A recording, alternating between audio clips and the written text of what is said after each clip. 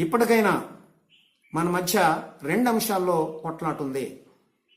పరస్పరం వ్యక్తిగతంగా మాట్లాడుకున్న వాటిలో ఎవడు హద్దు మిద్దు లేకుండా మాట్లాడాడు, ఎవడు పద్ధతిగా మాట్లాడాడు తేలాలి.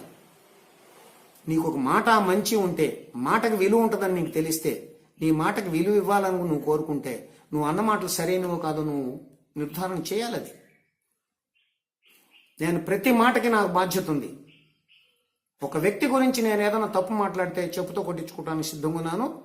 సభాముఖంగా ఓపెన్గా క్షమాపణ కోరుతాను. నీకు అలాంటి ధీమా ఉందా? నిజాయితీ ఉందా?